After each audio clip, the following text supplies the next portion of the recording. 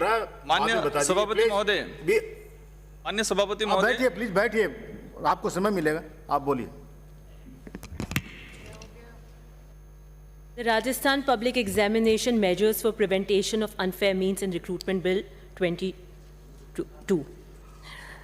सभापति महोदय, लाखों परीक्षार्थी इस आशा में आते हैं कि उनकी परीक्षा बिल्कुल निष्पक्ष हो और हर बार पेपर लीक होकर उनकी आशाओं पर पानी फिर जाता है। रीट एग्जाम में पेपर लीक हुआ और पूरे राजस्थान में तहलका मच गया।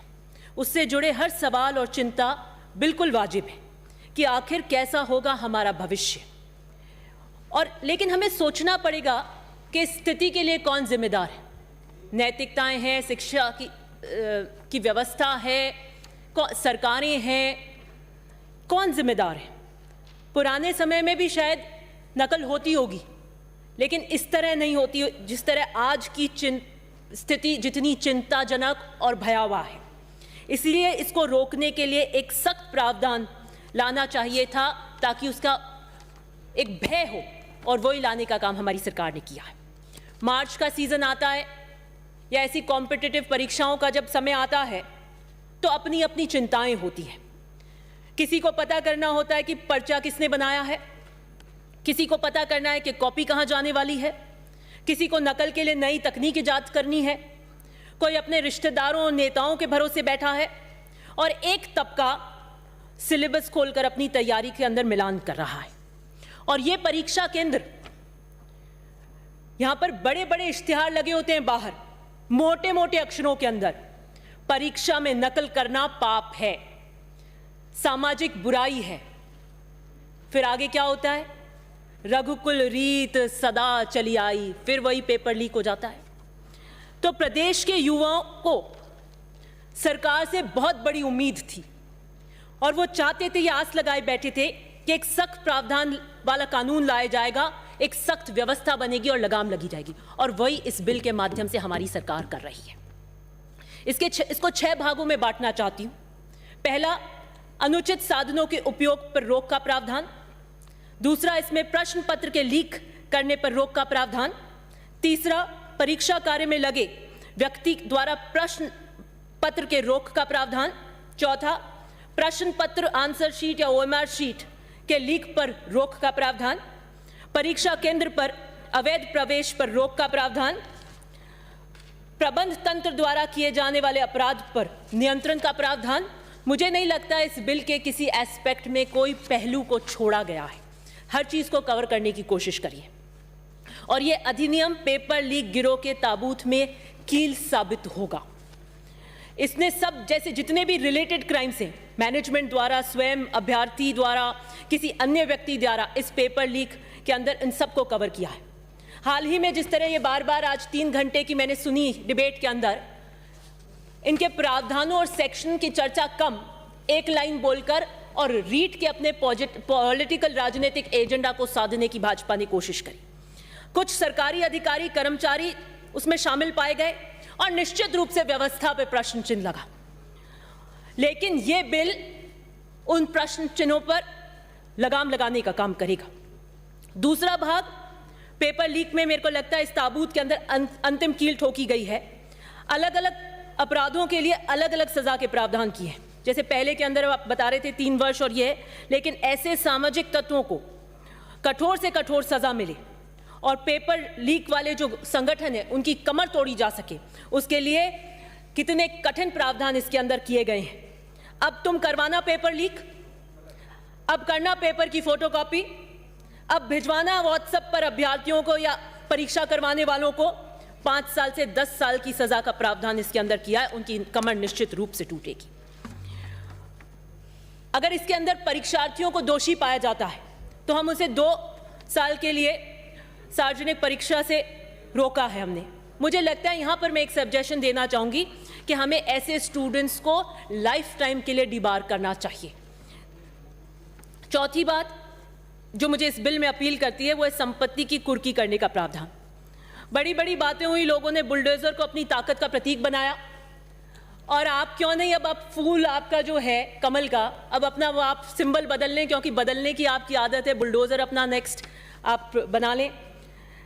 समझ नहीं आ रहा कि संपत्ति गिराने हेतु जो बुलडोजर की जरूरत है उसे आप चुनावी रैलियों के अंदर जेसीबी की आप फोटो लगा रहे थे। खैर, हम भी गिराएंगे ऐसी असामाजिक तत्वों की संपत्ति, और युवाओं के फ्यूचर के साथ कोई समझौता हम नहीं देंगे। हमारी सरकार की कर्तव्यपरायणता और संकल्पबद्धता का प्रतीक है ये बिल।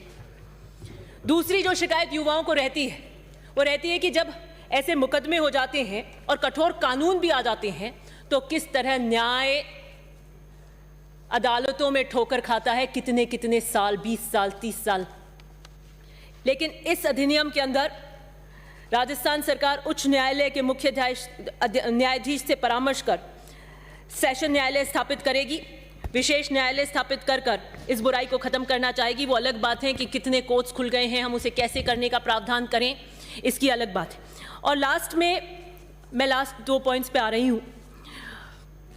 नरेंद्र मोदी जी ने 2017 में यूपी चुनाव में परीक्षा केंद्रों की बिक्री और नकल के व्यापार के ऊपर प्रश्न चिन्ह लगाया था।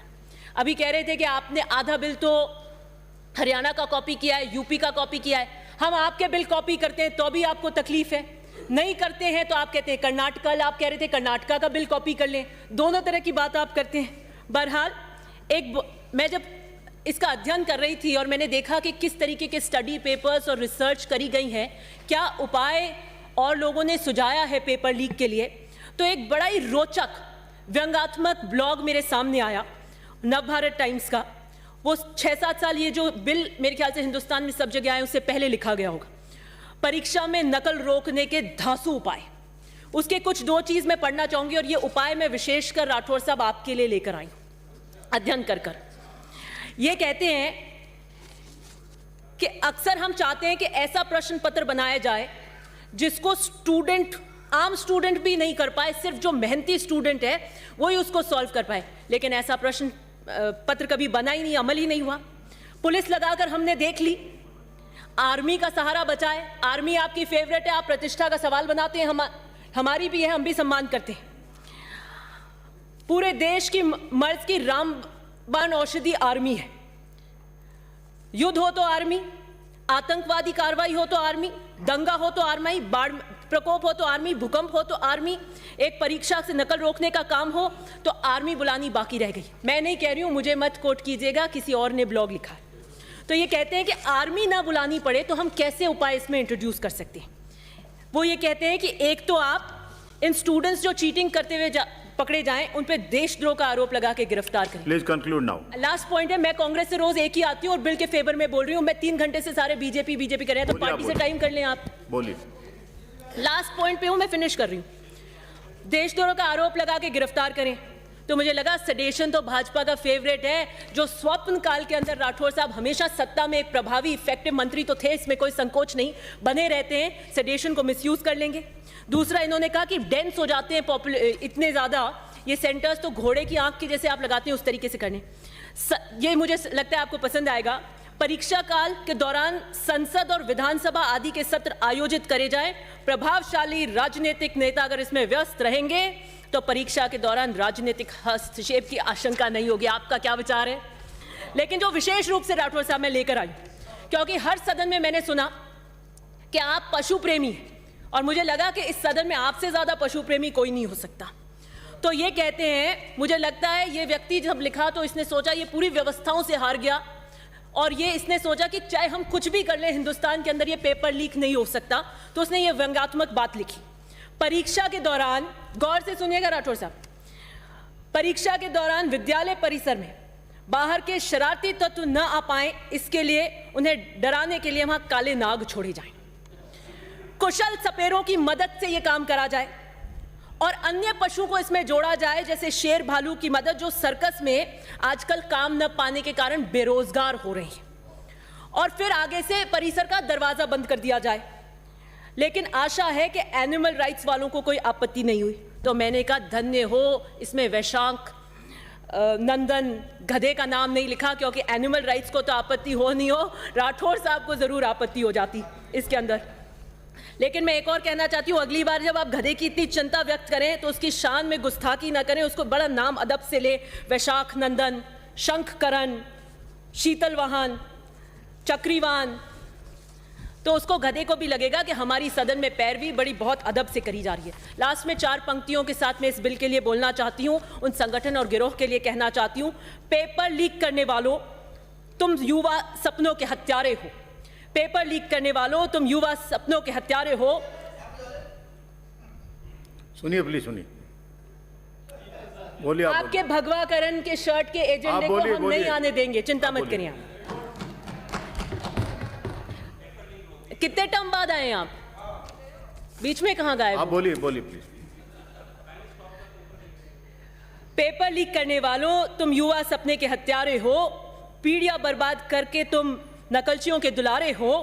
कानून तो हम बना देंगे, लंका भी तुम्हारी जला देंगे। थोड़ी शर्म करो, बुलडोजर हम भी चला देंगे आप पर। श्री बलजीत यादव। धन्यवाद सभापति महोदय। सभापति महोदय, राजस्थान सार्वजनिक परीक्षा भर्ती में अनुचित साधनों की रोकथाम के लिए जो विधेयक 2022